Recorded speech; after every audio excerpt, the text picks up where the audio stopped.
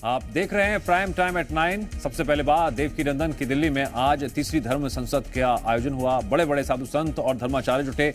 हिंदुओं को जगाने और सनातन बोर्ड बनाने की तो मांग की ही, साथ ही हिंदुओं से ज्यादा बच्चे पैदा करने की मांग भी की। अब इस बयान को लेकर कुछ लोग आपत्ति जता रहे हैं, कुछ सनातन धर्म को बचाने की मुहिम बता रहे हैं। जय श्री राम।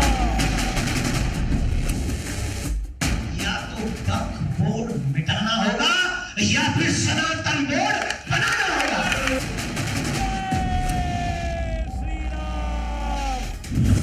क्या ज्यादा बच्चे पैदा करना देशभक्ति है? क्या ज्यादा बच्चों से हिंदू धर्म की रक्षा होगी? हिंदुओं से ज्यादा बच्चे पैदा करने की अपील क्यों? दिल्ली के करतार नगर इलाके में तीसरी धर्म संसद का आयोजन किया गया, जिसमें पहुंचे कथावाचक देवकीनंदन ठाकुर ने फिर एक बार हिंदुओं की घटती आबादी के साथ ही हिंदू धर्म को लेकर चिंता जाहिर की और ज्यादा बच्चे पैदा करने की अपील की। लोगों ने प्लान कर लिया कि हमारा बच्चा दो ही अच्छा, प्लान करके बैठे। और हमें ये बताया भी गया है, छोटा परिवार, क्या सिखाते हैं हमें? छोटा परिवार सुखी परिवार। और ये बातें हमें सिखाई जाती हैं, छोटा परिवार सुखी परिवार। कोई नहीं जाके बोलता पड़ोसियों से कि तुम्हारे इतना बड़ा परिवार तो तुम क्यों दुखी परिवार। इस बयान से पहले देवकीनंदन ने दिल्ली के नंदनगर में हुई हिंदू युवक मनीष की हत्या का भी जिक्र किया, जिसका आरोप सलमान और अरबाज नाम के लड़कों पर लगा। बताया जा रहा है कि दोनों आरोपी लड़की से छेड़छाड़ कर रहे थे। विरोध करने पर आरोपियों ने मनीष की चाकू मारकर हत्या कर दी।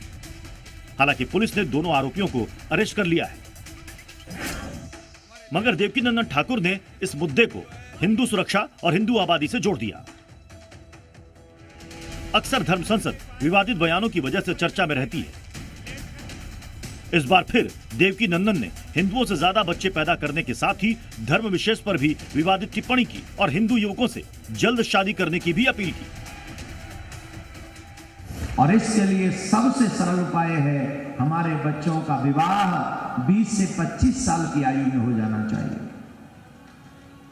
ये बहुत जरूरी है। लेट विवाह होने के कारण उसमें भी बहुत सारी असुविधाएं आ जाती। प्लस हम लोग ये सोचने में लग जाते हैं बच्चों को पढ़ाएगा कौन, लिखाएगा कौन।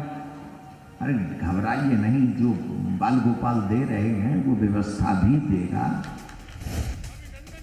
दरअसल देवकीनंदन ठाकुर ने कई मुद्दों को लेकर धर्म संसद का आयोजन किया था। हिंदू धर्म को बचाने के लिए सनातन बोर्ड का गठन किया जाए, मंदिरों को सरकार के अधीन ना रखा जाए, हलाल सर्टिफिकेट वाली कंपनियों का बहिष्कार हो। धर्म संसद में आए हिंदू धर्म गुरुओं का कहना है कि कांग्रेस के समय में वक्फ बोर्ड बनाकर उसको असीमित ताकत दी गई, जिसकी वजह से जगह जगह वक्फ बोर्ड कब्जा कर रहा है। इसलिए हिंदुओं की रक्षा के लिए सनातन बोर्ड का गठन होना चाहिए। लेकिन ज्यादा बच्चे पैदा करने वाले बयान को लेकर जब हमने हिंदुओं से बात की तो उन्होंने बांग्लादेश और कश्मीर की घटनाओं का जिक्र करते हुए धर्म गुरुओं की अपील को सही बताया। उन्होंने बिल्कुल ठीक कहा है कि 8-10 बच्चे हर हिंदू के होने ही चाहिए देश में। 20 साल पहले अगर ये बात हमारे धर्म संत गुरु कह देते तो आज हम स्थिति में नहीं होते जो आज इस स्थिति में है। दिल्ली की धर्म संसद में बड़े बड़े साधु संत जुटे थे। द्वारका पीठ के शंकराचार्य, सदानंद सरस्वती, देश के वरिष्ठ साधु संत, साध्वी और प्रमुख कथावाचक समेत हजारों लोग शामिल हुए। इससे पहले पहली धर्म संसद दिल्ली में 25 फरवरी 2024 को आयोजित की गई थी, जबकि दूसरी 23 जून 2024 को ऋषिकेश में की गई थी। 16 नवंबर 2024 को दिल्ली के करतार नगर इलाके में धर्म संसद का आयोजन किया गया, जबकि चौथी धर्म संसद अगले साल प्रयागराज के कुंभ में आयोजित करने की योजना है। लगातार साधु संत मंदिरों को सरकारी कब्जे से मुक्त करने और सनातन बोर्ड की मांग उठा रहे हैं। दिल्ली में तो बस कुछ हजार साधु संत ही जुट पाए, लेकिन जब ये धर्म संसद प्रयागराज में लगेगी तो करोड़ों साधु संतों और सनातनियों का जमावड़ा होगा और सरकार पर इन मांगों को लेकर बड़ा दबाव होगा। दिल्ली से नीतू झा, अलीगढ़ से राहुल मिश्रा की रिपोर्ट, जी मीडिया।